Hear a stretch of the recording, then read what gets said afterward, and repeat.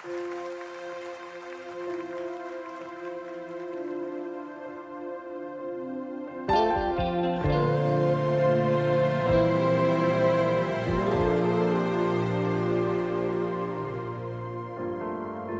Bapa yang setia, tak pernah sedati Kau tinggalkan diriku.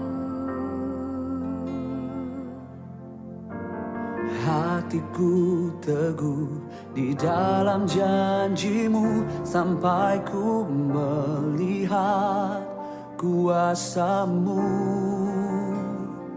Karyamu sempurna, ajaib dan mulia, penyertaanmu buktikan kasihmu kepadaku.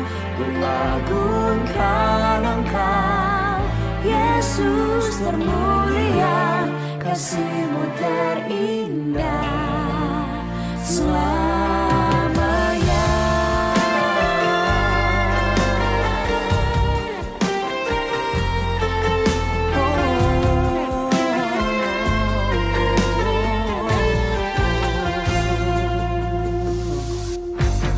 Kau Bapa yang setia, tak pernah sedati Kau tinggalkan diriku. Hatiku teguh di dalam janjimu sampai ku melihat kuasamu. Karyamu sempurna, ajaib dan mulia, penyertaanmu buktikan kasihmu kepadaku. Ku agungkan Engkau, Yesus termulia, kasihmu terindah selalu. Shalom, salam sejahtera bagi kita semua, Bapak Ibu, Saudara-saudari yang terkasih. Puji Tuhan kita bisa jumpa lagi di dalam ibadah online hari ini. Dan saya percaya sekalipun kita masih beribadah online, Tuhan Yesus Kristus selalu ada di dalam setiap ruang dan waktu hidup kita. Amin saudara. Firman Tuhan berkata dalam Roma 3:23, sebab manusia telah berdosa dan telah kehilangan kemuliaan Allah. Itulah yang membuat kita manusia di dalam dosa kita, sehingga kita sulit sekali untuk berjumpa dengan Tuhan karena kita berdosa. Tuhan itu kudus. Tapi kita bersyukur oleh karena anugerah Kristus, oleh karena pengampunan Yesus Kristus, oleh karena kasih Yesus Kristus menyelamatkan saudara dan menyelamatkan saya. Sehingga kemuliaan yang telah hilang dikembalikan lagi kepada saudara dan kepada saya. Yang percaya bahwa hidup Anda dan hidup saya, kita semua adalah orang-orang yang telah diberkati Tuhan dengan kemuliaannya. Boleh kan lambaikan tangan saudara? Mari berikan tepuk tangan bagi Yesus Kristus Tuhan. Haleluya. Sebenarnya Tuhan berkata dalam firman-Nya, Tuhan yang sudah menentukan kita, Tuhan yang sudah memanggil kita, Tuhan yang sudah membenarkan kita, Dia juga yang akan memuliakan kita. Dan kemuliaan Tuhan inilah yang akan memberkati kita semua. Yang percaya katakan amin. Dan lewat ibadah hari ini, kita rindukan kemuliaan Tuhan hadir memberkati kita semua. Yang percaya sekali lagi mari berikan tepuk tangan bagi Yesus Kristus Tuhan. Haleluya, haleluya. Mari kita tundukkan kepala, kita berdoa saudara untuk memulai ibadah kita hari ini. Sungguh hati kami bersyukur Tuhan, karena Engkau telah menebus kami. Engkau telah menyelamatkan kami dari dosa kami. Sehingga karena anugerah-Mu, karena kasih-Mu, hidup kami disucikan dan dikuduskan. Kami dibenarkan dan kami dilayakkan untuk menikmati kembali kemuliaan yang telah Tuhan anugerahkan kepada kami. Dan lewat Roh-Mu yang kudus yang tinggal di dalam kami, yang memimpin kami, itulah yang membuat kami akan terus melihat kemuliaan Tuhan dinyatakan hari lepas hari. Seperti hari ini Tuhan, kami datang beribadah bersama dengan keluarga kami, dimanapun kami berada hari ini. Kami berdoa Tuhan, turunkanlah kemuliaan-Mu atas setiap ruang sudut kami di mana kami berada. Turunkanlah ya Tuhan kemuliaan-Mu memberkati setiap kami sepanjang ibadah kami dari awal sampai akhirnya. Inilah doa kami Tuhan, dan kami siap untuk menikmati kemuliaan Tuhan, memuji dan memuliakan Engkau dengan segenap hati kami. Di dalam nama Tuhan Yesus, semua kita yang siap untuk beribadah, menyembah Tuhan dan menikmati kemuliaan Tuhan, mari sama-sama katakan amin. Sekali lagi berikan tepuk tangan bagi Yesus Tuhan. Haleluya. Mari kita sembah Dia. Yesus, kemuliaan-Mu memberkati kami. Yesus, kemuliaan-Mu pulihkan kami. Haleluya.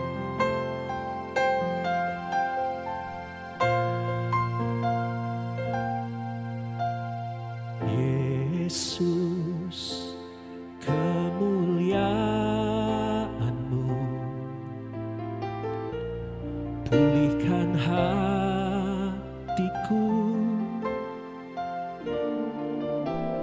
Yesus, kemuliaan-Mu berkati hidupku. Lagi katakan, Yesus, kemuliaan-Mu. Yesus, kemuliaan-Mu pulihkan hatiku. Oh Yesus, kemuliaan-Mu berkati hidupku. Segala pujian bagi-Mu Tuhan, segala pujian syukur bagi-Mu. Kau hadir dalam hidupku. Kini ku datang sujud di hadapan-Mu, memuji-Mu, menyembah-Mu. Yesus, ku menyembah-Mu. Yang merindukan kemuliaan Tuhan dinyatakan, mari sembah Dia lagi, katakan Yesus, kemuliaan-Mu. Amin. Biar memulihkan hidup saudara, hidup kita semua. Yesus, kemuliaan-Mu. Yesus, kemuliaan-Mu berkati hidup kami. Mari semua yang diberkati oleh kemuliaan Tuhan, sama-sama katakan segala pujian syukur. Oh, Kau hadir dalam hidup kami Tuhan. Kau hadir dalam hidupku. Kini ku datang sujud di hadapan-Mu, memuji-Mu, menyembah-Mu. Yesus,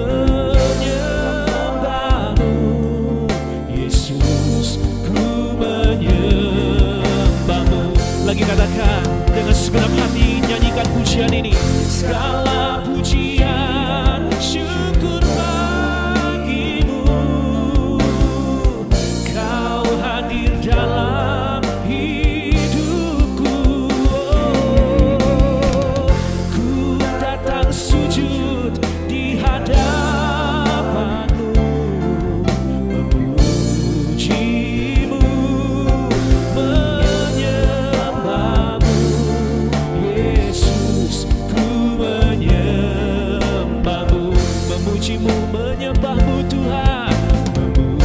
Memujimu, menyembahmu Yesus, ku menyembahmu. Sekali lagi katakan, memuji dan menyembahmu Tuhan.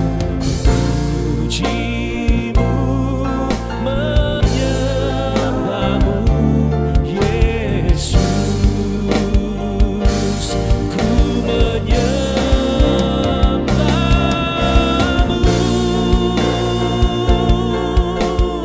Mari berikan tepuk tangan bagi Yesus Kristus Tuhan kita. Dia yang termulia, Dia yang ajaib, Dia yang besar. Haleluya. Dan mari angkat suara kita semua, sembahlah Tuhan kita, sembahlah Dia yang telah menjadi sumber pemulihan kita, yang telah menjadi sumber berkat kita. Angkat suara kita, sembahlah Tuhan. Haleluya.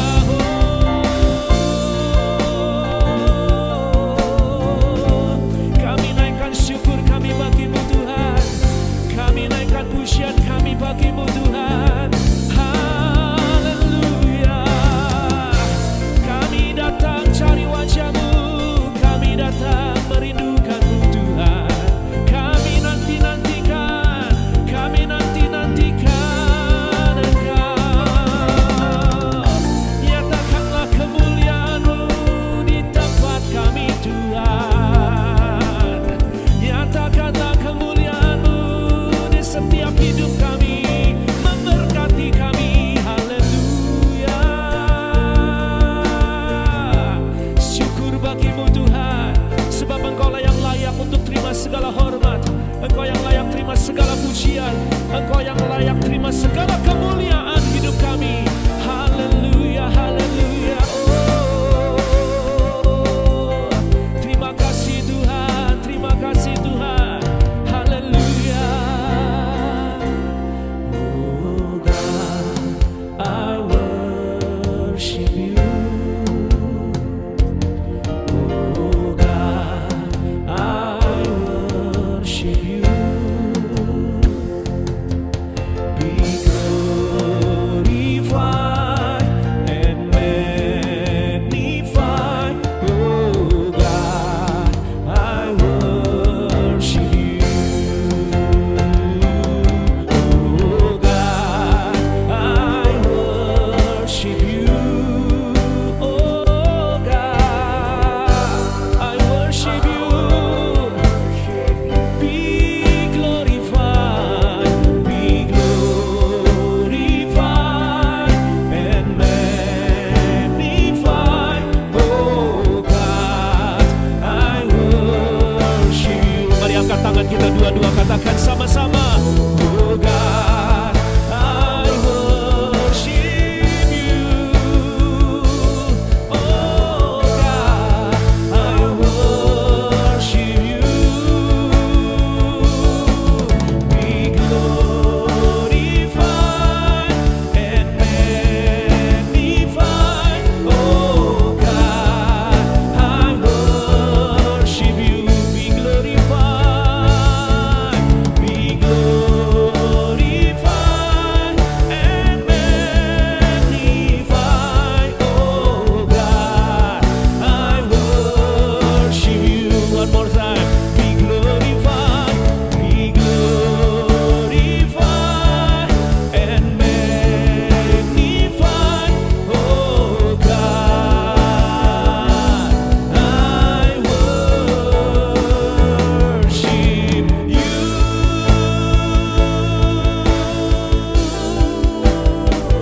Berikan kemuliaan, segala hormat bagi Yesus Kristus Tuhan kita. Haleluya, haleluya.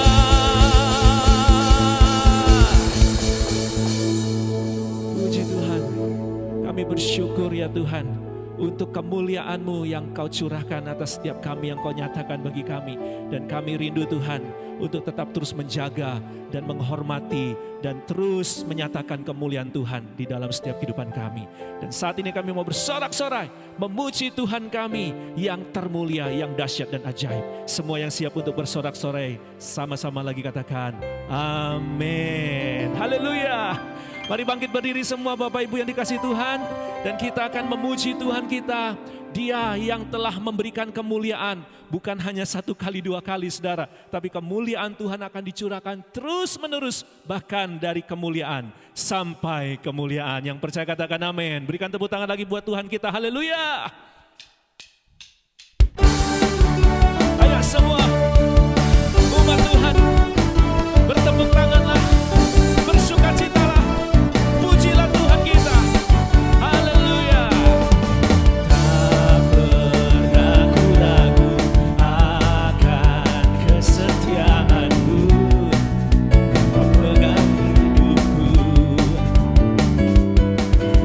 Seluruh jiwaku ku yakin dan percaya, Kau tuntun langkahku.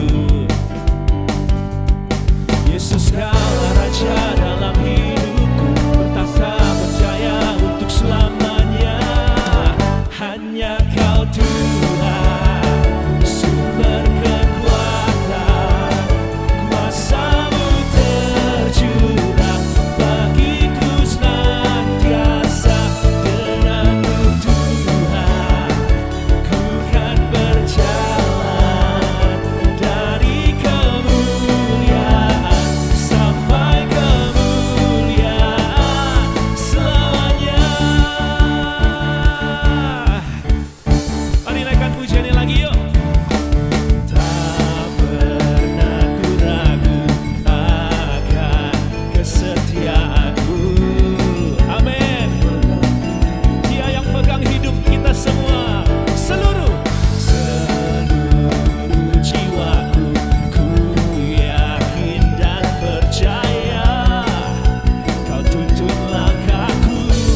Yesus Tuhan, Yesus, Kaulah Raja dalam hidupku, bertahta berjaya untuk selam. Yesuslah, Yesus, Kaulah Raja dalam hidupku, bertahta berjaya. Sekali lagi, Yesus, Yesus, Kaulah Raja dalam hidupku, bertahta berjaya untuk selamanya. Hanya Kau Tuhan, sumber kekuatan, kuasa-Mu tercurah bagiku senantiasa. Denganmu Tuhan, ku kan berjalan, amin, dari kemuliaan sampai kemuliaan. Lagi-lagi katakan, oh, amin. Sumber kekuatan, kuasa-Mu tercurah bagiku senantiasa. Denganmu Tuhan, ku kan berjalan dari kemuliaan sampai kemuliaan selamanya. Mari bertepuk tangan di atas kepala kita semua yuk.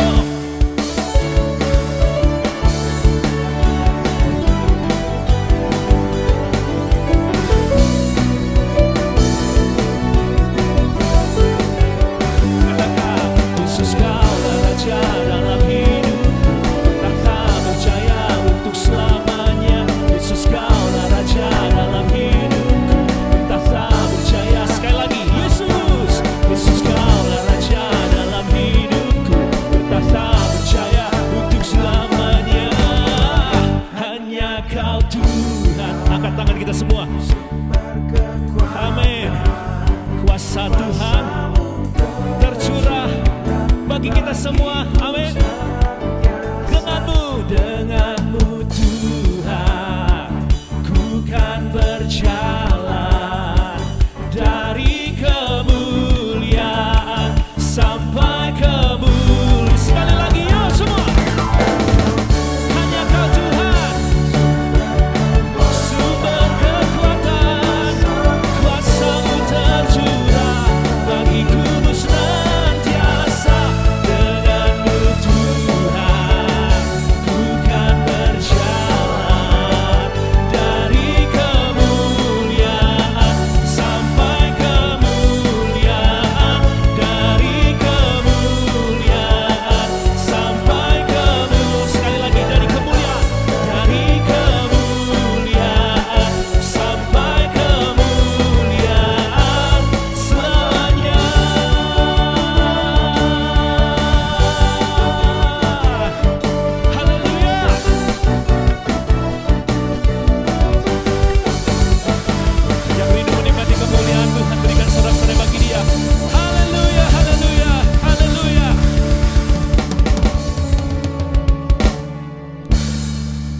Tuhan, saudara.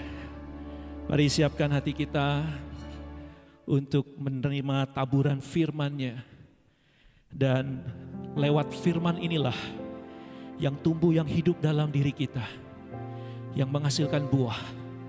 Dan itulah yang akan membuat kemuliaan Tuhan semakin besar dalam hidup saudara dan hidup saya. Terima kasih Tuhan. Kiranya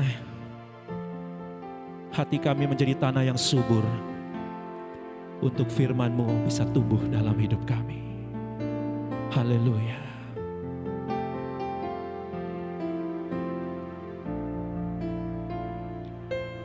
Hidupku menggenapi firman-Mu,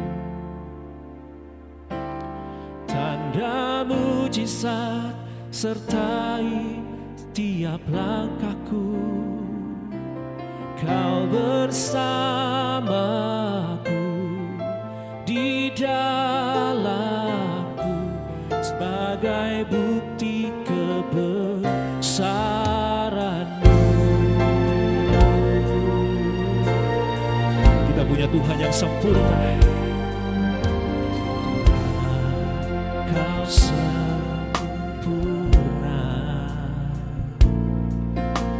dalam rencana-Mu dan karya-Mu. Ku serahkan hidupku, pulihkan dengan Roh-Mu. Lagi katakan, Tuhan Kau sempurna. Tuhan Kau sempurna dalam rencana-Mu dan karya-Mu. Ku serahkan hidupku, pulihkan dengan Roh-Mu. Hidupku menggenapi firman-Mu, tanda mujizat sertai setiap langkahku. Kau bersamaku di dalamku sebagai bukti kebesaran-Mu. Hidupku menggenapi firman-Mu, tanda mujizat sertai tiap langkahku. Kau bersamaku di dalamku sebagai bukti kebesaran-Mu. Lagi katakan, hidupku menggenapi firman-Mu, tanda mujizat sertai tiap langkahku. Kau bersamaku di dalamku sebagai bukti kebesaran-Mu. Sekali lagi katakan, hidupku menggenapi firman-Mu, tanda mujizat sertai tiap langkahku. Kau bersama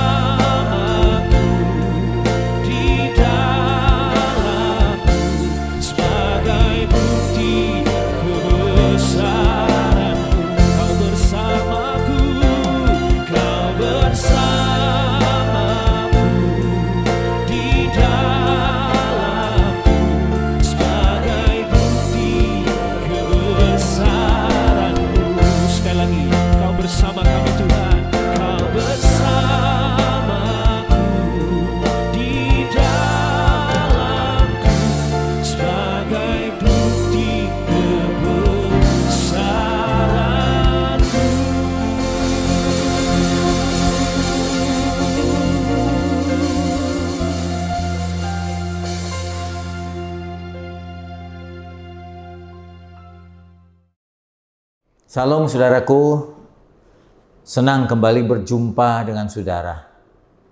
Tiap-tiap kali kita berjumpa pada Sabat Tuhan, pada Minggu ibadah bersama, saya menyadari bahwa kemurahan Tuhan, kebaikan Tuhan, perlindungan Tuhan berlaku untuk kita sekalian.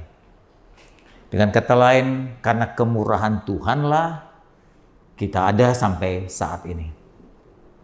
Mari kita pergunakan waktu, kesempatan yang hanya seminggu sekali dalam ibadah bersama pada saat ini untuk berbakti, memuji, mensyukuri seluruh kebaikan Tuhan sambil mendengar firman, untuk belajar mengetahui kehendaknya, memperdalam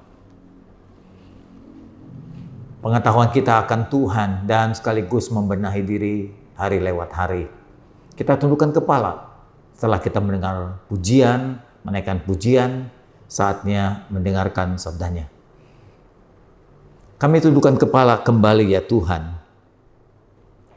Setelah kami mensyukuri untuk seluruh kebaikan-kebaikan Tuhan selama 1 minggu ini, yang memelihara keluarga kami, menjaga anak-anak kami, memberi kami kesehatan dan kesempatan untuk melanjutkan kehidupan hingga berjumpa lagi dalam ibadah Sabat minggu ini. Kami akan mengambil kesempatan ibadah ini dengan sungguh-sungguh, karena kami tahu kalau kami bisa beribadah seperti hari ini adalah anugerah Tuhan. Sudah banyak ribuan orang yang tidak mendapat kesempatan untuk beribadah, berbakti kepadamu Tuhan. Kami sadari bahwa setiap kali ibadah, kami belajar, kami mengabdi, kami membenahi diri, kami menghormati, menghargai Tuhan. Kami pergunakan kesempatan saat ini untuk mendengarkan sabdamu. Ajarlah kami, biar kami menjadi makin bijaksana. Dalam nama Tuhan Yesus Kristus kami berdoa. Amin. Saudaraku, tema firman Tuhan hari ini adalah hal pertama dari 7 perkara yang dibenci Tuhan. Jadi ada 7 perkara yang diutarakan dalam kitab Amsal yang disampaikan kepada kita. Nah, saya mengutip hal yang pertama dari seluruh hal-hal yang dibenci Tuhan, dari ketujuhnya, yaitu yang pertama adalah kesombongan. Sesuai dengan Amsal pasal yang ke-6 ayat 16 sampai 19, firman ini berkata begini. 6 perkara yang dibenci oleh Tuhan. Bahkan ada 7 perkara yang menjadi kekejian bagi hatinya. Yaitu yang pertama, mata sombong. Lidah yang dusta. Tangan yang menumpahkan darah orang tak bersalah. Hati yang membuat rancangan-rancangan yang jahat. Kaki yang segera pergi untuk menuju kejahatan. Dan menjadi saksi dusta yang menyembur-jeburkan kebohongan yang akhirnya menimbulkan pertengkaran saudara. Saya ulang lagi. Yang pertama yang dibenci Tuhan adalah kesombongan. Yang dibenci Tuhan yang kedua adalah dusta, mulut yang suka berdusta. Ketiga adalah tangan yang suka menumpahkan darah orang yang tak bersalah. Yang keempat, hati yang suka merancang hal-hal yang jahat. Dan yang kelima, kaki melangkah untuk melakukan kejahatan. Yang keenam, suka menyembur-nyemburkan kebohongan. Dan yang ketujuh, seringkali menimbulkan pertengkaran di antara saudara. Kesombongan adalah bagian yang pertama yang disebutkan oleh Tuhan dari 7 hal yang dibenci Tuhan. Namun kesombongan ini jarang disadari dan sulit untuk diakui. Manusia kalau tahu dia sombong atau mungkin tidak tahu, ya, dia sulit mengakuinya. Karena untuk mengakui membutuhkan kerendahan hati.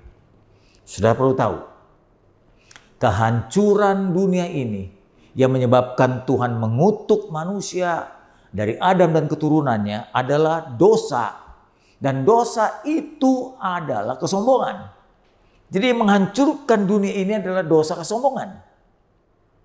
Bapak Ibu sekali lagi sadari, yang menghancurkan dunia ini adanya penyakit, tubuh menjadi tua, datangnya kematian, itu semua diawali oleh dosa kesombongan.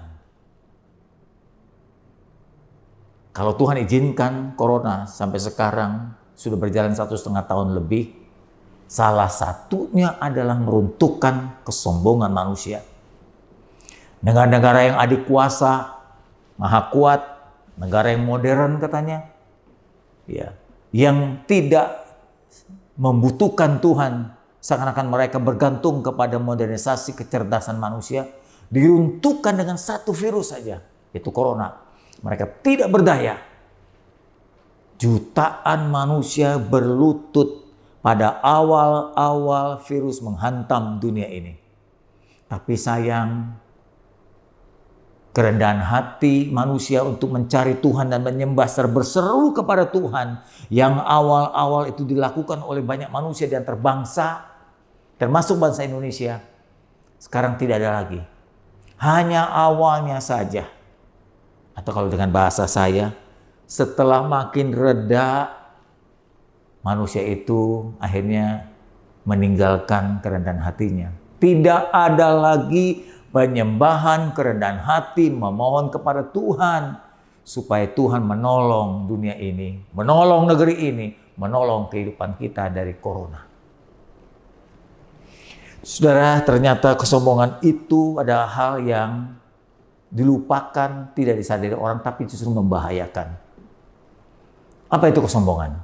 Saya mendefinisikan dengan bahasa saya sendiri. Kesombongan adalah suatu keyakinan atas kemampuan kita, atas kehebatan manusia, atas prestasi kita, sehingga kemampuan, kehebatan, prestasi kita menghilangkan kesadaran kita untuk mensyukuri anugerah Tuhan. Jadi kesombongan itu menutup ucapan syukur kita terhadap kebaikan-kebaikan Tuhan sebagai sumber dari seluruh yang kita bisa, yang kita mampu. Dari mana sih asalnya kesombongan? Sombongan itu adalah awal dosa yang menghancurkan dunia. Dari mana datangnya kesombongan itu? Asalnya kesombongan itu dimulai oleh Lucifer. Malaikat yang tadi diciptakan Tuhan dengan segala kemampuannya, ya, menjadi salah satu wakil Tuhan di sorga sana, muncul niatnya untuk menyamai yang maha tinggi, menyamai Tuhan. Dan itulah awal dari kesombongan. Muncul dari Lucifer, malaikat hebat Tuhan. Yesaya pasal 14 mengatakan ayat 12-15. Wa engkau yang sudah jatuh dari langit, hai bintang timur, disebutnya bintang timur, putra fajar. Engkau sudah dipecahkan dan jatuh ke bumi, hai yang pernah mengatakan aku mengalahkan bangsa-bangsa. Engkau yang tadinya berkata dalam hatimu, aku hendak naik ke langit. Aku hendak mendirikan takhtaku, kerajaanku mengatasi bintang-bintang Allah, malaikat-malaikat Allah. Aku hendak duduk di atas bukit pertemuan jauh di sebelah utara melawan Tuhan. Aku hendak naik mengatasi ketinggian awan-awan. Aku hendak menyamai Allah yang maha tinggi. Tapi sebaliknya ke dalam dunia orang mati yang kau telah diturunkan ke tempat yang paling dalam di liang kubur. Itulah penyampaian niat dari Lucifer atas kesombongannya, ya, sebagai awal munculnya kesombongan. Akibat kesombongan itu Tuhan menghancurkannya, Tuhan menjatuhkannya, dan Tuhan membuangnya. Ternyata kesombongan itu ditularkan kepada ciptaan Tuhan yang bernama Adam dan Hawa. Adam ditawarkan buah yang oleh Allah justru dilarang. Nah, Allah berkata, jika engkau makan, engkau mati. Tapi iblis berkata lain. Jika engkau makan, kamu akan seperti Allah. Seperti keinginan dia. Akan jadi seperti Allah dalam Kejadian pasal 3 yang kelima. Firman-Nya berkata begini. Iblis berkata kepada Adam Hawa, tetapi Allah tahu bahwa pada waktu engkau nanti memakannya, matamu akan terbuka dan kamu akan tahu. Sebetulnya matamu terbuka, kamu tahu kamu berdosa. Tapi dibalik oleh setan, matamu terbuka dan kamu tahu kamu akan menjadi seperti Allah tentang baik dan yang jahat. Jadi niat ingin seperti Allah itu ditularkan kepada iblis, oleh iblis kepada Adam Hawa, yaitu keinginan untuk menyamai Allah yang Maha Tinggi. Jadi sifat kesombongan Lucifer itu ditularkan kepada Adam dan berhasil. Dan sayangnya sifat dari Adam itu diturunkan terus kepada keturunan sampai ke generasi kita. Dari keturunan Adam turun kepada orang-orang turunan Adam dan Hawa membangun menara Babel dalam Kejadian pasal 11. Jadi saya ambil secuplik bagian-bagian saja yang jelas.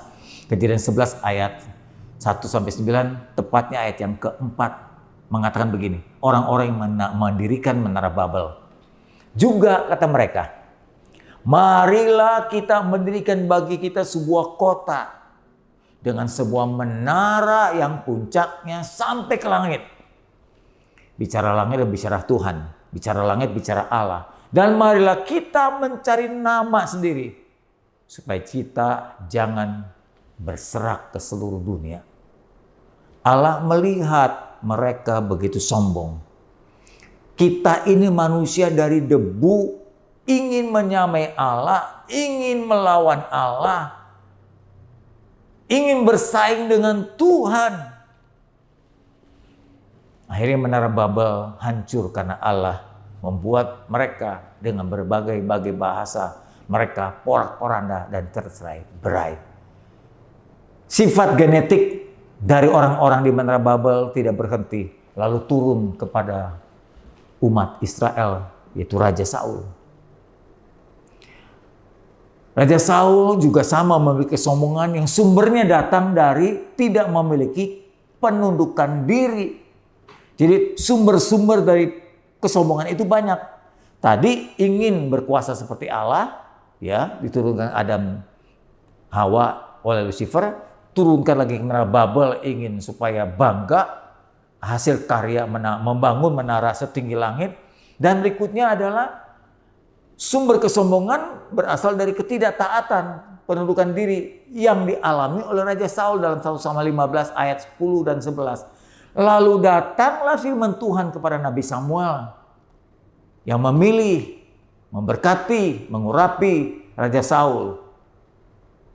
Tuhan berkata kepada Nabi Samuel, aku menyesal nabiku, hei Samuel, sebab aku telah menjadikan Saul raja yang telah berbalik daripada aku, yang tidak melaksanakan firmanku. Maka yang sakit hati bukan cuma Tuhan, tapi Nabi Samuel juga.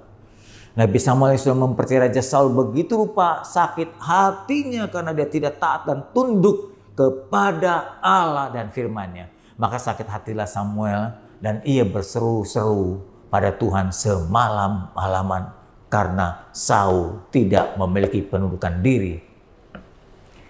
Tidak berhenti pada Saul, ternyata kepada Raja Daud pun yang kita kenal adalah raja yang berkenan kepada Allah. Raja yang baik, ternyata ada saja kelemahannya. Daud yang telah merasa telah berjuang, ya, dan kemudian merasa berjasa dalam tiap-tiap perang mengalami kemenangan, dia merasa bahwa dia hebat. Lalu dia mulai coba menyampaikan kebanggaannya, kemenangannya dengan cara melakukan penghitungan terhadap rakyatnya, terhadap tentara dalam 1 Tawarikh 21 ayat 2-4 berkata begini. Lalu berkatalah Raja Daud kepada panglimanya Yoab, kepada para pemuka rakyat, pergilah, hitunglah orang-orang Israel dari Betseba sampai dan kemudian bawalah hasilnya kepadaku supaya aku tahu jumlah mereka. Lalu berkatalah Yoab, kiranya Tuhan menambahi rakyatnya bukan rakyat Daud, rakyatnya Tuhan 100 kali lipat daripada yang ada sekarang. Ya Tuanku Raja, bukankah mereka sekalian hamba-hamba Tuanku? Mengapa engkau menuntut hal ini? Di kata lain Yoab berkata, kita ini cuma hambanya Tuhan. Kenapa kita harus membanggakan diri? Mengapa orang Israel harus menanggung kesalahan ini atas kesombongan ini? Namun titah raja itu terpaksa diikuti oleh Yoab sebagai bawahan raja. Maka pergilah Yoab menjelajahi seluruh Israel, kemudian kembali ke Yerusalem memberikan hitungan kepada Daud. Daud yang telah merasa berjasa, berperang, menang, hebat. Dia dapat menguasai satu wilayah lain. Lalu dia mulai mengatakan, ayo kita cari tahu berapa banyak daerah yang kita kuasai. Ini adalah kejahatan di mata Tuhan. Kesombongan Daud, merasa dirinya berjasa, merasa dirinya telah menang atas kekuatan, atas kecerdasan, dia dapat merebut wilayah-wilayah musuh. Ini juga kesombongan. Kesombongan yang lain adalah kesombongan rohani, ibu bapak. Ditunjukkan oleh orang-orang Farisi yang merasa lebih suci dari orang lain, yang merasa lebih berkenan dari orang lain, yang merasa berbuat banyak kepada Tuhan daripada orang lain. Di dalam Lukas 18 ayat 12, ayat 11 dan 12 berkata begini. Orang Farisi itu berdiri di bait Allah dan berdoa bersama dengan seorang pemungut cukai. Jadi rupanya Lukas 18 ini memberikan perbandingan. Orang Farisi itu berdiri dan berdoa. Dalam hatinya berkata gini, ya Allahku, aku mengucap syukur kepadamu karena aku tidak sama seperti orang lain. Aku bukan pemabuk, aku bukan perampok, aku bukan orang lalim, aku bukan penjinah, aku bukan juga seperti ini yang di belakang pemungut cukai yang suka mengut pajak seenaknya. Aku berpuasa seminggu 2 kali, luar biasa.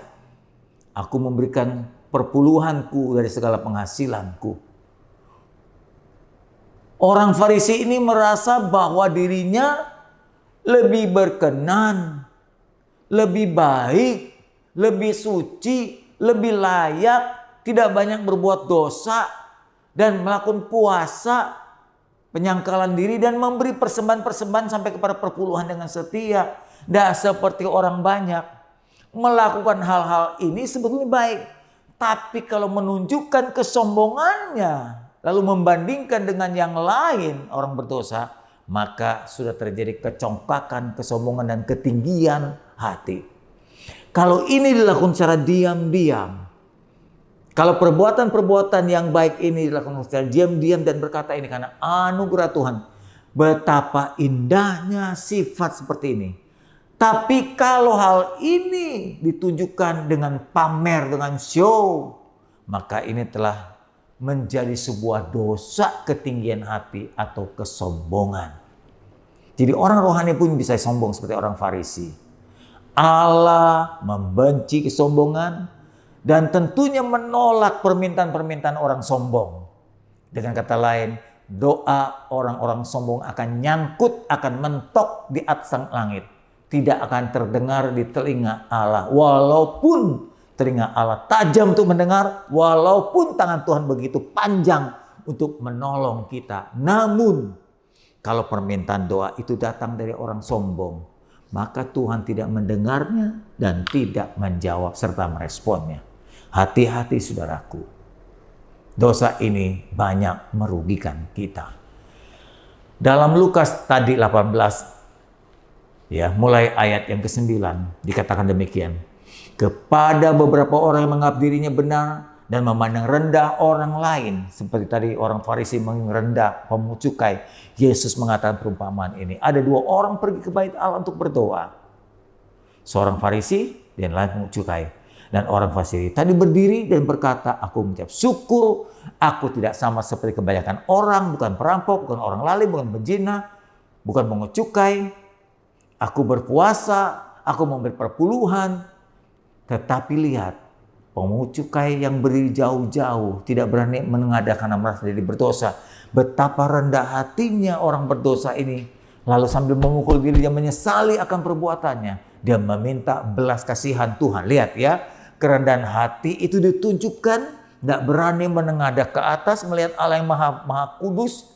Ya, dia pukul dirinya sebagai tanda penyesalan dan berkata, Tuhan, kasihanilah aku orang berdosa. Diakuinya aku orang berdosa, aku bukan orang suci, aku bukan orang benar. Nah, aku berkata kepadamu, kata Tuhan, orang yang berdosa tadi itu pulang ke rumahnya sebagai orang yang dibenarkan Allah. Dan yang lain ditolak Allah. Yang lain tadi itu orang Farisi yang sombong, merasa dirinya suci, merasa dirinya layak, bukan pembuat dosa, memberi perpuluhan, melakukan perintah-perintah Tuhan. Sebab kenapa dia tolak? Sebab ia meninggikan diri. Dan ia akan direndahkan. Barang siapa justru yang merendahkan diri seperti pungut cukai, walaupun dia berdosa, akan ditinggikan Tuhan. Saudaraku, tentunya kita bertanya-tanya, kira-kira seperti apa sih orang-orang sombong dan apa sih akibatnya? Mari perhatikan baik-baik ciri-ciri kesombongan yang ada dalam seseorang. 1. Ia selalu membanggakan, mempromosikan dirinya bahwa dirinya hebat. Ia senang melihat orang lain gagal. Yang benar adalah kalau lihat orang berhasil kita ikut senang. Melihat orang gagal kita sedih. Tapi dia terbalik. Dia lihat orang gagal senang, gembira. Ya. Bertingkah, ya selalu bertingkah, ya berpakaian, berfoto, ya berbicara, apa saja untuk menarik perhatian orang lain. Dia ingin menjadi pusat perhatian. Keempat, suka mengorbankan orang lain demi keuntungan dan kemenangan dirinya sendiri. Jadi dia nggak peduli dia menang di atas kesusahan orang. Dia mengambil keuntungan di atas kerugian orang lain. Tidak peduli. Dia merendahkan orang. Karena merasa dirinya hebat. Dia bilang orang lain payah. Dia orang ini payah, ini cuma hebat saya. Dia tidak menghormati Tuhan dan suka mencuri kemuliaan Tuhan. Salah satu contohnya adalah ada beberapa hamba Tuhan kalau di mimbar berkata, aku begini loh, itu karena aku loh. Aku berdoa orang lain disembuhkan. Ya, aku berdoa terjadi keajaiban. Aku berdoa terjadi kesembuhan ilahi. Aku. Nah, aku itu tanda dia telah mencuri kemuliaan Tuhan. Kenapa? Sebab yang melakukan tadi kemuliaan-kemuliaan tadi, kesembuhan, berkat, mujizat adalah Tuhan. Tapi dia ganti dengan kata aku. Jadi dia mencuri pekerjaan Tuhan. Hasil jerilalah Tuhan. Dan itu adalah kesombongan rohani. Dia tidak menghormati hasil Tuhan, kerja Tuhan. Dia tidak tunduk pada otoritas pimpinan. Dia tidak tunduk pada otoritas Tuhan. Buktinya apa? Sering melawan, sering membantah, tidak mau taat perintah-perintah otoritas di atasnya termasuk perintah Tuhan. Itu kesombongan. Apa akibatnya? Akibatnya maka hubungan dia dengan Tuhan jadi rusak. Karena Tuhan membenci orang ini, tidak mungkin Tuhan mau menjalin hubungan dengan orang sombong. Akhirnya hubungan mereka jadi pecah. Hubungan mereka jadi putus. Dengan bahasa lain, Tuhan tidak mau mendengar doa-doa dia. Tuhan tidak mau berkomunikasi dengan dia. Tuhan tidak akan menolong dia. Itu rusaknya hubungan. Bahkan bukan hanya dia hubungan dengan Tuhan rusak. Dia dengan sesama juga rusak. Bukan hanya dengan orang lain. Tapi mungkin dengan keluarga sendiri. Dengan anak, dengan istri, dengan orang tua. Biasanya orang-orang sombong itu tidak bisa disukai oleh orang-orang dekatnya, oleh sahabatnya, oleh hubungan darahnya. Karena orang sombong selalu menyusahkan, menyakiti, melukai orang lain, termasuk anggota keluarganya. Tentunya orang sombong akan menghambat berkat Tuhan.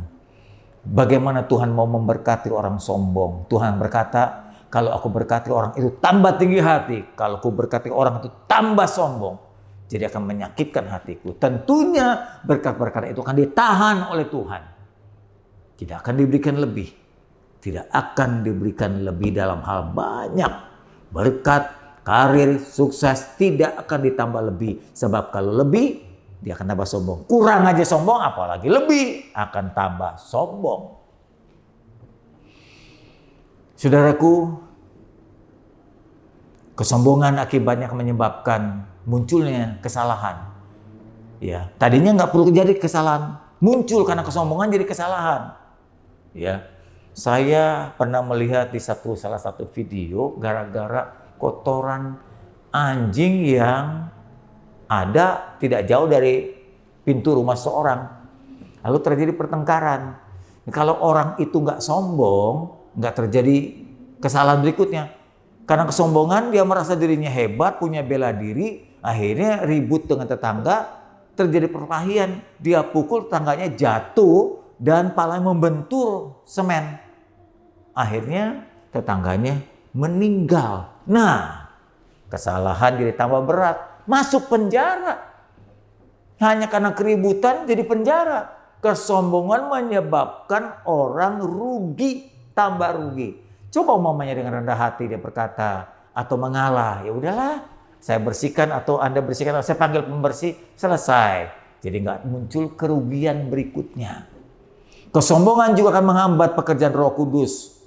Tidak akan mungkin Tuhan mau bekerja pada orang-orang, pada hamba-hambanya, pada anak-anaknya, pada pekerjanya yang sombong dan tinggi hati. Roh Kudus tidak akan betah. Roh Kudus akan berkata, kalau aku bekerja lalu berhasil, nanti yang meninggikan diri adalah dia, bukan aku, kata Roh Kudus. Jadi Roh Kudus tidak leluasa bekerja pada orang-orang yang congkak dan sombong. Akhirnya kesombongan akan memberhalakan dirinya. Dia merasa bahwa Tuhan tidak ada, jadi dirinya menjadi Tuhan bagi dirinya sendiri. Dan itu sangat membahayakan. Tidak heran kalau Tuhan akhirnya membenci kesombongan. Penyebab lain dari kesombongan, hati-hati. Ya, penyebabnya adalah diri sendiri. Setiap diri yang berpusat pada dirinya atau hidup yang berpusat pada dirinya, apa-apa aku terus. Jadi egois itu menyebabkan munculnya kesombongan. Selalu pikirkan aku, untuk aku, dari aku terus menyebabkan orang menjadi sombong. Tidak menghargai dan mensyukuri anugerah Tuhan, rahmat Tuhan, berkat Tuhan, menjadi sombong. Tidak dewasa, kekanak-kanakan. Ya, tidak matang, tidak bijak, tidak sabar. Ya, menyebabkan orang jadi tidak dewasa. Itu sumber juga kesombongan. Berkat Tuhan yang diberikan tidak mampu dikelola. Salah satu adalah dia tidak menyatakan ini anugerah Tuhan, ini kemurahan Tuhan. Tidak, karena aku, karena aku kerja, aku berkeringat, aku. Nah, nggak mampu mengelola berkat Tuhan. Itu pun sebagai penyebab kesombongan. Suka memuji diri atau suka dipuji dirinya juga adalah penyebab kesombongan. Kalau orang nasihati, nasihatnya baik, sarannya baik, tapi ditolak, dianggap itu menyakitkan, dianggap itu nggak baik.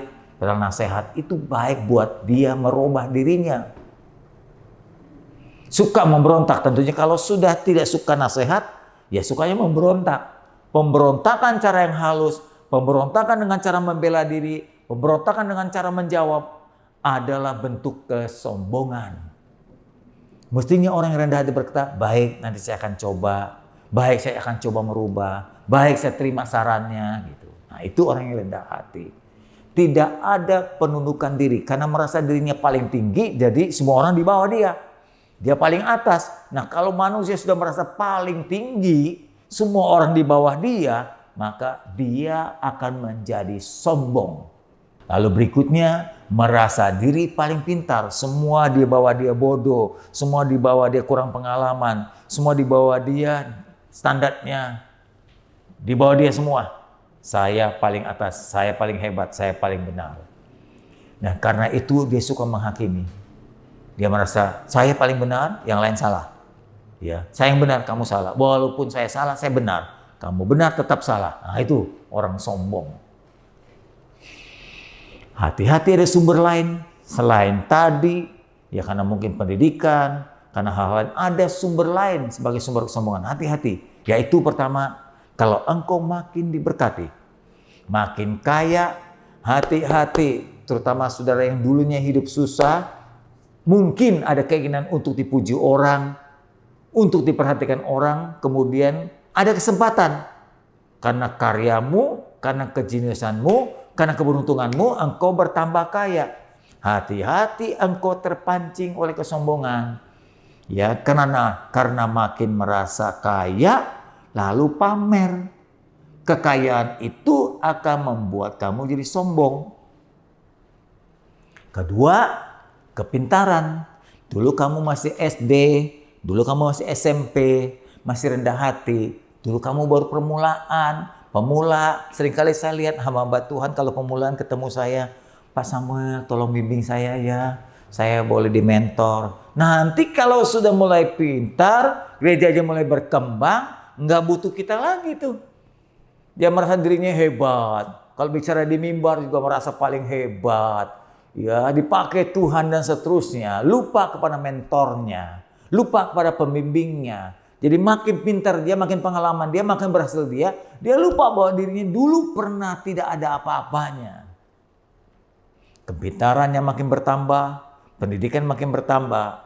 Akan membuat orang cenderung menjadi sombong tinggi hati. Atau Anda merasa karena rohani saudara makin bertambah, pengetahuan Alkitab bertambah, lalu kemudian jadi Kristen sekarang udah makin lama. Kalau Kristen baru, ya om. Tapi kalau udah makin, waduh Kristen 10 tahun, Kristen 15 tahun. Sampai berkata, lu berapa lama jadi Kristen? Gua nih udah 30 tahun, gua nih udah 40 tahun. Merasa kalau makin lama makin suci, belum tentu Bapak Ibu. Tapi banyak orang seperti itu. Kerohaniannya bertambah, merasa makin suci. Dia merasa paling dekat dengan Tuhan. Padahal belum tentu Tuhan berkata seperti itu. Oleh sebab itu, dinasehati oleh Ulangan pasal 8. Ayat yang ke-11 sampai 18 berkata begini. Tuhan bicara kepada umatnya. Hati-hatilah supaya jangan engkau melupakan Tuhan Allahmu. Dengan tidak berpegang pada perintah peraturan ketetapan yang kusampaikan padamu pada hari ini. Supaya apabila engkau nanti sudah makan dan kenyang, bisa mendirikan rumah-rumah yang baik dan mendiaminya. Nah ini karena kekayaan. Hartamu makin bertambah, lembu, sapi, kambing, dombamu bertambah, emas serta perakmu bertambah banyak, dan segala harta makin bertambah banyak. Janganlah engkau jadi tinggi hati. Sehingga engkau melupakan Tuhan Allahmu yang pernah membawa engkau keluar dari kesusahan, dari perbudakan, dari kemiskinan. Dan yang memimpin engkau melalui kesusahan-kesusahan seperti di padang gurun. Yang dahsyat dengan ular-ular ganas, setiap kala jengking, dan tanah yang gersang, dan tidak ada air. Dia yang membuat air keluar bagimu. Dia memberikan makan dan minum bagimu. Yang di padang gurun memberi engkau makan mana. Dan tidak dikenal oleh nenek moyangmu supaya direndahkannya hatimu dan dicobai engkau supaya dengan berbuat baik kepadamu. Kadang-kala Tuhan izinkan kesusahan supaya engkau sadari ya bahwa Tuhanlah sumber pertolonganmu. Maka janganlah kau katakan dalam hatimu ayat 17, kekuasaanku, kekuatan tanganmu kulah yang membuat aku memperoleh kekayaan ini. Jangan sombong. Tapi haruslah engkau ingat kepada Tuhan Allahmu, sebab Tuhanlah yang memberikan kepadamu kekuatan untuk memperoleh kekayaan dengan maksud meneguhkan perjanjian yang pernah diikrarkannya dengan sumpah kepada nenek moyang sampai hari ini. Tuhan ingatkan ini kepadamu. Saudaraku, saya kembalikan kepada bagian-bagian pertama tadi. Jika engkau kaya, ingatlah supaya engkau tidak menjadi sombong dan tinggi hati. Kekayaan itu datang dari Tuhan. Bahkan engkau bisa bangun dari pagi hari. Tanganmu dengan engkau gerakkan. Engkau bisa bernafas, otakmu bergerak dengan waras. Dan engkau bisa bergerak dan itu melakukan pekerjaan itu karena Tuhan memberikan modal kepadamu. Kesehatan, kekuatan, kecerdasan, dan umur serta kesempatan. Ya, ingat ya, jadi kalau engkau kaya, dapat berkat, bertambah, ingatlah Tuhan sebagai sumbermu. Kalau engkau tidak ditambahkan umur dan tidak diberi kesempatan, engkau tidak dapat bekerja. Boro-boro menambah harta. Ingat, harta itu adalah titipan Tuhan. Jangan sampai harta itu membuat engkau lupakan Tuhan. Engkau lupa memperdayakan, mengelola kekayaan itu yang Tuhan titipkan kepadamu. Kedua, kalau engkau semakin cerdas, kalau engkau semakin pintar, ingatlah dia sumber hikmat kita. Kalau dia tidak memberikan otak, sel-sel yang baik pada otak kita, tidak ada kemampuan hikmat daripadanya, kita pun tetap bodoh. Banyak orang sekolah tinggi tapi nggak ada cerdas juga. Jadi kalau cerdas adalah kemurahan Tuhan. Pakailah kecerdasan itu untuk memuliakan Tuhan. Selalu berkata kalau aku bisa itu karena kemurahan Tuhan. Kalau engkau makin hari makin mengerti kehendaknya, ingatlah dia memberi kesempatan membuka hatinya, membuka dirinya untuk membuat engkau makin dekat kepadanya. Sebab tidak semua orang diperkenan untuk menemui dia, mengenal, membuka rahasia kebenarannya. Jika Allah membuka rahasia kebenarannya, maka engkau beruntung. Ingatlah dia mempercayakan kepadamu. Dialah yang menyucikan engkau, dialah yang membenarkan engkau, dialah yang melayakkan engkau datang. Semua karena kemurahannya. Sama itu dah heran dalam ulangan tadi. Tuhan berkata, ingatlah akan Tuhan Allahmu yang telah berbuat ini. Yang telah berjasa atas semua, bukan cuma satu, semua. Dari kekayaan, kecerdasan, hikmat, keadaan, kesehatan, umur panjang, semua datang dari Tuhan. Saudaraku, bagian terakhir. Bagaimana sih caranya mengatasi kesombongan? Kalau udah sombong gimana nih caranya? Supaya kita berkenan. Sebab dengan sombong kita jadi susah hati. Dengan sombong kita jadi sengsara. Kita pun gak nyaman kalau orang sombong. Sebab orang sombong pasti dimusuhi orang. Orang sombong pasti tidak disukai orang lain. Jangan orang lain. Keluarga sendiri pun tidak menyukai kita kalau kita sombong. Tadi kita sudah tahu ciri-ciri kesombongan. Nah, kalau begitu atasi ciri itu. Bagaimana mengatasinya supaya kesombongan ini bisa hilang? 1. Sadari kalau kita memang sudah sombong. Jangan menolak. Jangan menyangkal. Enggak lah, saya emang enggak sombong. Saudara, kalau engkau mengakui engkau tidak sombong, engkau sudah sombong. Jadi, kalau engkau mengakui engkau tidak sombong, berarti Anda sudah sombong. Sebab nggak ada manusia cenderung untuk sombong. Manusia cenderung untuk meninggikan diri, senang dipuji. Jadi akuilah kalau kita memang pernah sombong dan suka sombong. Kedua, mintalah bantuan Tuhan untuk menyadari kita. Tuhan, bukakan mata saya, bukakan hati saya supaya saya tahu bahwa saya sombong Tuhan. Dan kemudian minta bantuan supaya kita mau mengakuinya. Kadang-kadang mengakui butuh kekuatan. Mengakui itu butuh kekuatan bahwa aku sombong. Dan yang ketiga, rendahkan hatimu. Ya, rendahkan hati tadi kita sudah tahu, ya kerendahan hati seperti orang tadi pengut cukai mengakui, aku ini orang berdosa Tuhan, dia pukuli dadanya karena penyesalannya. Kalau dia nggak berani menengok ke atas, itu kerendahan hati, itu ciri-ciri, itu tingkah laku orang rendah hati. Yang keempat, setiap manusia jangan dihina. Setiap manusia itu ciptaan Tuhan yang mulia. Sama seperti diri kita adalah ciptaan Tuhan, dia pun, mereka pun adalah ciptaan Tuhan. Hargailah semua ciptaan Tuhan. Tidak peduli dia kaya miskin, tidak peduli laki perempuan, tidak peduli kecil besar. Semua ciptaan Tuhan itu mulia, hargai dan sayangi.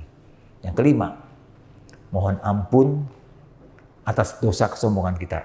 Berkata dalam doa, Tuhan ampuni saya, bantu saya mengikis kesombongan ini. Kadang-kala waktu kita memohon Tuhan mengikis dosa kesombongan, Tuhan seringkali datangkan ujian atau izinkan cobaan supaya kita tidak sombong. Hati-hati ya, waspada ya. Yang keenam, jika engkau jadi kaya, jika engkau makin kaya, ingatlah jangan sombong, pamer harta. Ingatlah itu semua titipan Tuhan, dikelola dengan baik. Namanya titipan dikelola, sadari semua itu bukan milikmu. Satu kali akan terambil dari hidupmu. Bukan milikmu. Sampai kepada istri, anak kita, nyawa kita, bukanlah milik kita. Semua titipan Tuhan. Apalagi harta benda, rumah, kendaraan kita adalah titipan Tuhan. Kelola dengan baik. Kelola itu bukan berarti hanya dinikmati sendiri. Kelola itu juga dinikmati, diatur, dibagikan supaya semua jadi berkat. Nanti pemiliknya bangga dengan kita. Satu kali kita menghadap Tuhan, Tuhan berkata, good, engkau telah mengelola titipanku dengan baik. Jika kalau kita pintar, kita harus makin bijak, bukan makin tinggi hati, bukan pamer diri. Ya, saya seringkali melihat ada, bukan orang yang hamba Tuhan aja saya ngomong lah. Hamba Tuhan tuh gelarnya ditempel di mana-mana. Dari depan udah pendeta, Kemudian di belakang ada S1, S2, S3. Menurut saya kalau orang sudah taruh S2, S1-nya nggak usah ditaruh lagi. Kalau orang sudah taruh punya S3, S2-nya nggak usah ditaruh lagi. Ini dari S1, S2, S3, kalau perlu mungkin SD, SMP, SMA, wah semua biar panjang sekali gelarnya. Itu sombong banget. Saya temukan itu beberapa kali. Yang lebih parah lagi, gelar itu tidak didapatkan dengan cara perjuangan, tapi dibeli. Saya tahu betul orang itu nggak pernah kuliah, nggak pernah belajar, nggak pernah sekolah. Gelarnya udah master, udah dokter. Ketahuan dari mana? Dari menyampaikan ceramah, menyampaikan khotbah. Kelihatan dia tidak bermutu. Karena gelarnya hasil beli. Nah ibu bapak, jangan jadi seperti ini. Jauh lebih baik Anda tidak bergelar apa-apa, tapi engkau menjadi berkat. Jauh lebih baik begitu. Daripada gelarmu serentet, tapi isinya kosong. Mempermalukan diri sendiri. Jadi sekali lagi, jika engkau pintar, engkau harus makin bijak. Makin bijak. Makin bijak. Jika kita terasa makin rohani, bukan jadi sombong juga. Pamer diri. Pakai baju, waduh, baju kerajaan, salib di mana-mana, ibu bapak, ngomongin haleluya puji Tuhan melulu supaya orang anggap rohani. Gak usah gitu. Maaf ya, saya sendiri membiasakan diri untuk berkata tidak berkata gitu. Tidak sering berkata shalom terus, haleluya puji Tuhan terus, enggak. Saya ngomong apa adanya saja, memang begini manusia. Jadi gak usah sok rohani gitu, supaya kelihatan waduh rohani banget ya. Tidak usahlah, Tuhan yang menilai. Tuhan yang tahu siapa kita ini. Akhirnya saya berkata, hati-hati terhadap dosa kesombongan. Dia dosa awal, dia yang menghancurkan dunia ini. Menghancurkan turunan generasi manusia. Dosa kesombongan yang telah mengubah malaikat jadi setan. Dan kerendahan hati yang akan membuat manusia menjadi malaikat. Saya ulang lagi. Kesombongan telah membuat malaikat jadi setan, tapi kerendahan hati membuat manusia menjadi malaikat. Tuhan berkati saudara. Haleluya. Mari kita tundukkan kepala, kita berdoa. Bapa surgawi, Bapa yang sudah memberikan teladan. Awalnya Bapa tidak bisa dilihat. Bapa surgawi tidak bisa dijamah. Sulit untuk diikuti dan teladani. Tapi Engkau telah menunjukkan diri menjadi Yesus. Turun ke dunia ini. Seperti tulis dalam Filipi pasal 2. Engkau mengosongkan dirimu ya Tuhan. Menanggalkan kealahanmu. Menanggalkan keilahianmu. Menanggalkan kemuliaanmu. Menanggalkan keterbatasanmu. Menjadi manusia bahkan rela. Untuk lahir di sebuah kandang domba. Ada di antara orang-orang fana, orang-orang rendah, orang-orang hina. Engkau membiarkan dirimu dilahirkan dalam keluarga miskin. Bahkan berada dalam keluarga miskin Yusuf Maria. Hidup dalam kesederhanaan. Engkau telah memberikan teladan yang luar biasa. Sebetulnya engkau memang adalah Allah. Berkali-kali orang menghinamu, engkau menjadi diam. Engkau hanya menunjukkan dengan perbuatan-perbuatan bahwa engkau adalah ilahi dan Mesias.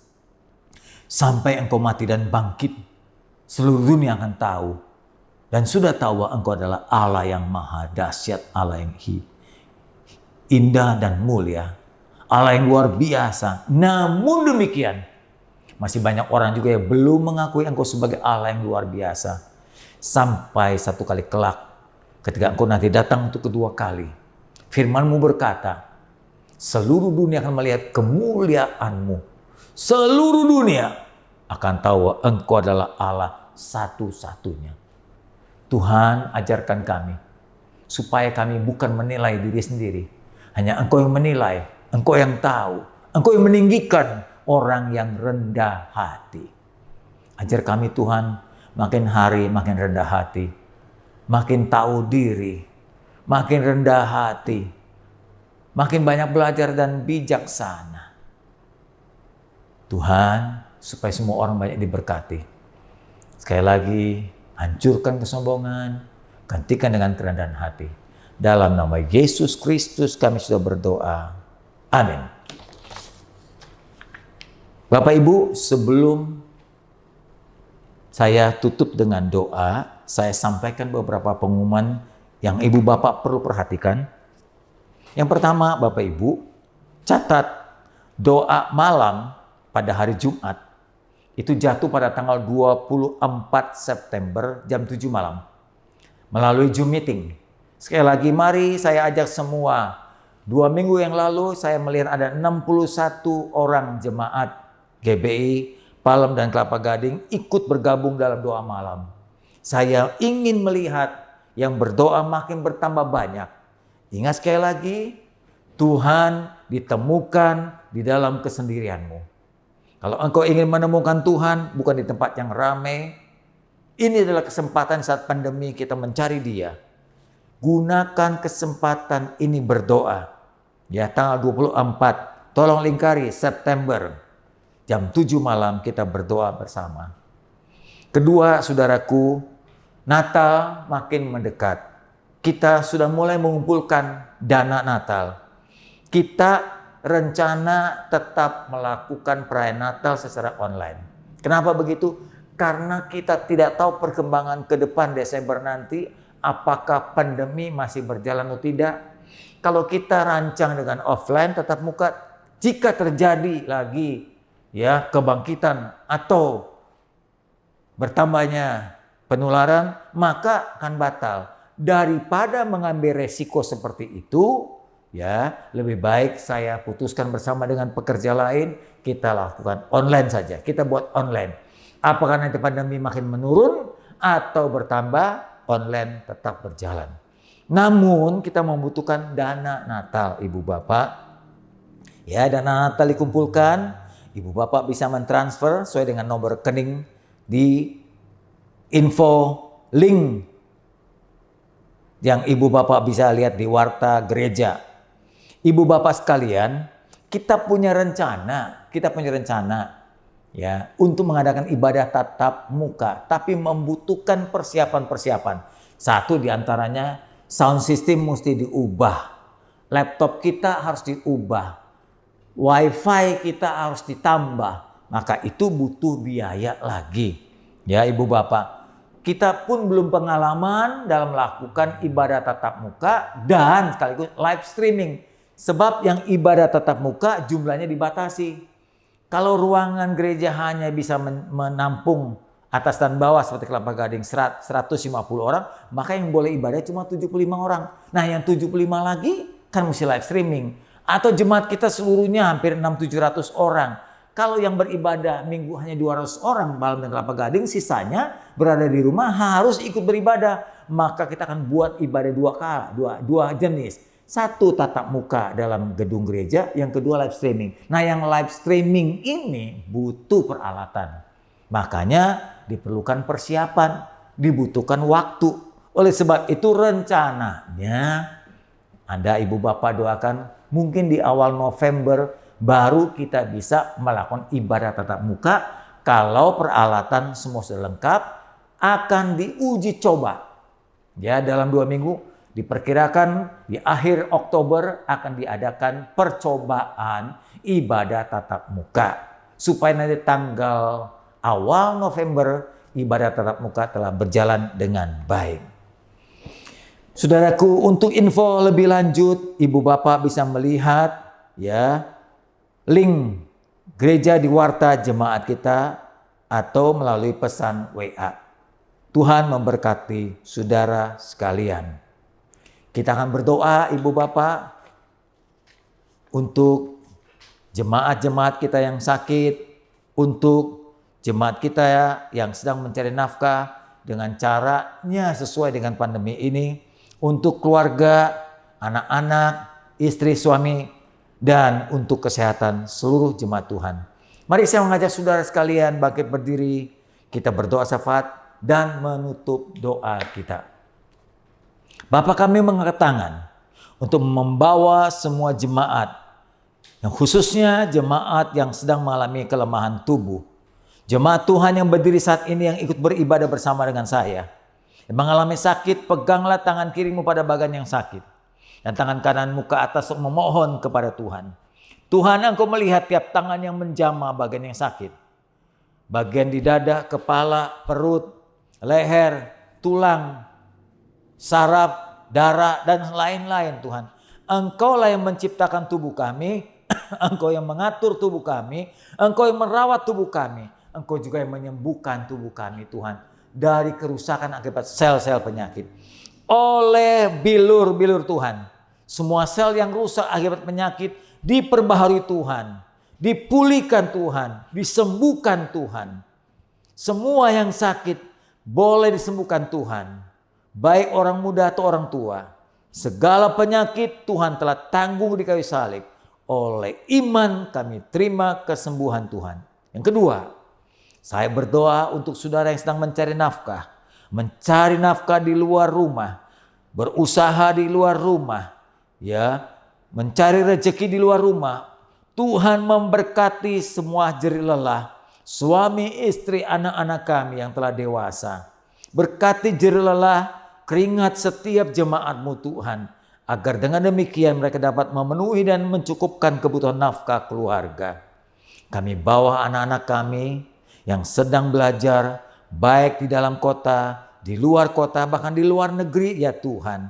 Mereka yang hidup sendiri, menanggung sendiri, mereka yang mengatur hidup sendiri, Tuhan menemani, Tuhan memberi hikmat, Tuhan memberi kesehatan, Tuhan memberi perlindungan buat anak-anak kami. Kami berdoa supaya mereka selesai kuliah, selesai sekolah tepat pada waktunya. Jagalah mereka selalu sehat dan semangat untuk belajar, menimba ilmu. Kelak satu kali mereka berhasil dapat membanggakan, membantu keluarga, dan memuliakan Tuhan. Pada akhirnya kami membawa seluruh jemaat Tuhan. Tetap jaga kami, lindungi kami dari COVID-19 Tuhan. Dari corona ini, baik kami yang berada dalam rumah, di luar rumah, yang mundar-mandir keluar masuk rumah Tuhan. Tuhan melindungi kami, menjauhkan kami dari penularan. Berikan kami imun yang kuat, daya tahan yang luar biasa Tuhan. Kiranya atas seluruh kebaikan-Mu, nama-Mu dimuliakan. Berkati semua kami sekalian hamba-hamba-Mu yang telah melayani hari ini. Dalam nama Yesus, saudaraku, Tuhan memberkati-Mu. Terimalah berkat Bapa, kasih sayang Yesus Tuhan, perlindungan Roh Kudus yang selalu bersama kita saat ini, besok dan sampai selama-lamanya. Haleluya. Amin. Selamat hari Minggu. Tuhan memberkati saudara.